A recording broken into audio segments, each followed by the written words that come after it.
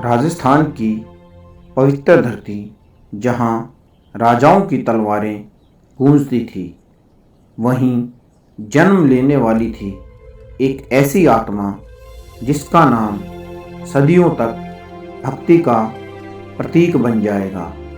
आसमान में काले बादल छाए हुए थे, बिजलियाँ चमक रही थी, मंदिरों की घंटियाँ तेज हवा में गूंज रही थी और उसी रहस्यमयी रात में मेड़ता के राजमहल में जन्म हुआ मीरा का। किसी को नहीं पता था कि यह छोटी सी राजकुमारी एक दिन कृष्ण प्रेम में पूरी दुनिया को डुबो देगी। बचपन से ही मीरा बाकी बच्चों जैसी नहीं थी।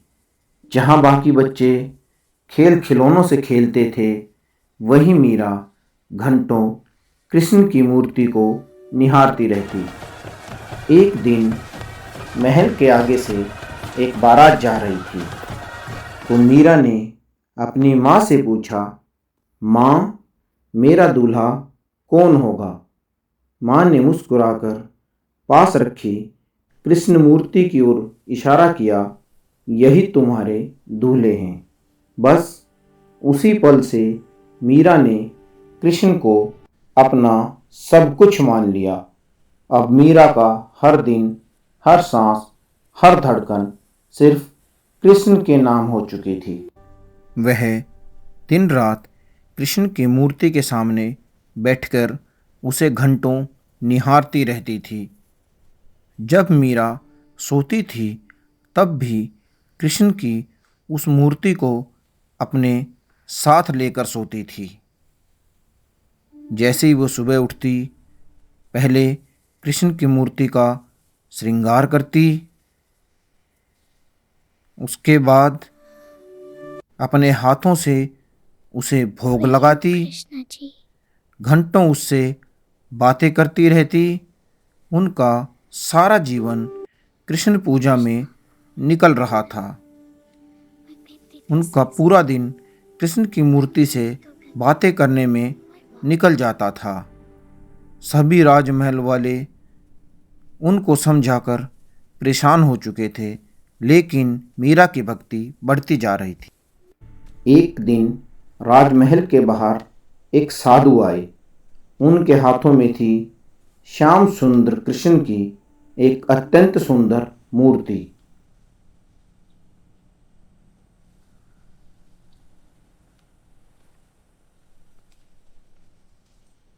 जैसे ही मीरा की नज़र उस मूर्ति पर पड़ी, वो उसे देखती ही रह गई। मीरा दौड़कर साधु के पास पहुंची और बोली, मुझे ये कृष्ण चाहिए। लेकिन साधु मुस्कुराए और बोले, नहीं पुत्री, यह मेरे ठाकुर जी हैं, मैं इन्हें किसी को नहीं दे सकता। मीरा की आंखें भर आई। वो बार बार उस मूर्ति को मांगती रही, लेकिन साधु ने मना कर दिया। उस रात मीरा रोते रोते सो गई और उधर उसी रात साधु को सपना आया। सपने में स्वयं भगवान कृष्ण प्रकट हुए और बोले, वह मूर्ति मेरी नहीं, मीरा की है। सुबह होते ही उसे दे दो। साधु घबराकर उठ बैठे। सुबह होते ही वो तुरंत राजमहल पहुँचे। मीरा मंदिर में बैठी कृष्ण का नाम ले रही थी। साधु भावुक होकर मीरा के सामने झुक गए और बोले, बेटी, ये ठाकुर जी अब तुम्हारे हैं। मीरा ने जैसे ही कृष्ण मूर्ति को अपने हाथों में लिया, उसकी आंखों से आंसू बहने लगे। उसी क्षण से मीरा और कृष्ण का रिश्ता सिर्फ भक्ति नहीं, एक अनंत प्रेम बन चुका था। अब मीरा का हर दिन, हर सांस, हर धड़कन सिर्फ कृष्ण के नाम हो चुकी थी। सुबह होते ही मीरा फूल लेकर मंदिर भागती, कृष्ण को सजाती, भजन गाती और घंटों उनसे बातें करती। धीरे धीरे मीरा का प्रेम भक्ति में बदलने लगा और भक्ति दीवानगी में। समय बीतता गया और मीरा बड़ी होने लगी। राजमहल में उत्सव था, क्योंकि मेवाड़ के राजकुमार भोजराज के साथ मीरा का विवाह तय हो चुका था। पूरा राजमहल दीपों से जगमगा रहा था, ढोल नगाड़े बज रहे थे, लेकिन मीरा के हाथों में अब भी सिर्फ कृष्ण की मूर्ति थी। विवाह के बाद मीरा मेवाड़ पहुंच गई, लेकिन राजमहल के नियम मीरा की भक्ति को समझ नहीं पाए। राजघराने की स्त्रियां कहती, एक रानी होकर मंदिरों में गाना नाचना शोभा नहीं देता, लेकिन मीरा को अब दुनिया की कोई परवाह नहीं थी। रात दिन बस कृष्ण कृष्ण। मीरा महलों को छोड़ मंदिरों में रहने लगी, साधुओं के साथ भजन गाने लगी, घुंघरू बांधकर कृष्ण के सामने नाचने लगी। धीरे धीरे पूरा मेवाड़ मीरा की भक्ति से गूंजने लगा, लेकिन यही बात राज परिवार को अपमान लगने लगी। फिर शुरू हुई मीरा को रोकने की कोशिश। उन्हें समझाया गया, डराया गया, धमकाया गया, लेकिन मीरा की आंखों में अब सिर्फ कृष्ण थे। कहते हैं, एक दिन मीरा को विष का प्याला भेजा गया, लेकिन मीरा ने मुस्कुराकर उसे कृष्ण का प्रसाद समझकर पी लिया और चमत्कार, विष अमृत बन गया और मीरा को कुछ नहीं हुआ। सारा राजमहल डर गया। फिर मीरा के बिस्तर पर कांटों की सेज सजाई गई, लेकिन जैसे ही मीरा जाकर वहां पर लेटी, कांटे खुद ही फूल में बदल गए।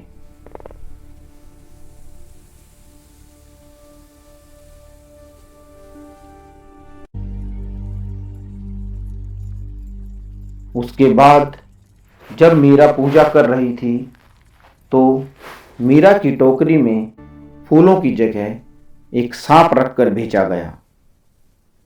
लेकिन जैसे ही मीरा ने टोकरी में हाथ डाला, वह सांप फूलों की माला में बदल गया। अब लोगों को समझ आने लगा था कि मीरा साधारण स्त्री नहीं है, वो कृष्ण की अनन्य भक्त थी। धीरे धीरे मीरा ने राजमहल छोड़ दिया। साधारण सफेद वस्त्र पहनकर, हाथ में एक तारा और कृष्ण मूर्ति लेकर वो निकल पड़ी कृष्ण की तलाश में।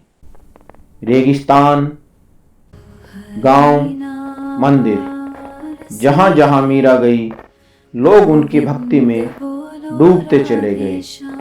मीरा लोगों के साथ बैठती, भजन गाती और लोग रोने लगते, क्योंकि मीरा के शब्दों में सिर्फ संगीत नहीं, साक्षात प्रेम था।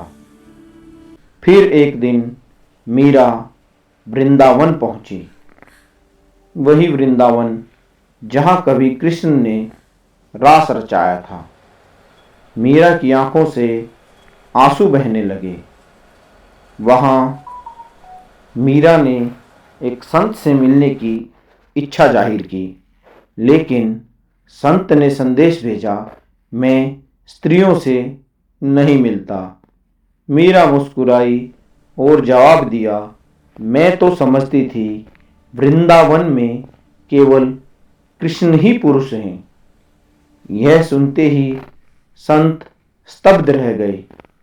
वो दौड़ते हुए आए और मीरा के चरणों में झुक गए।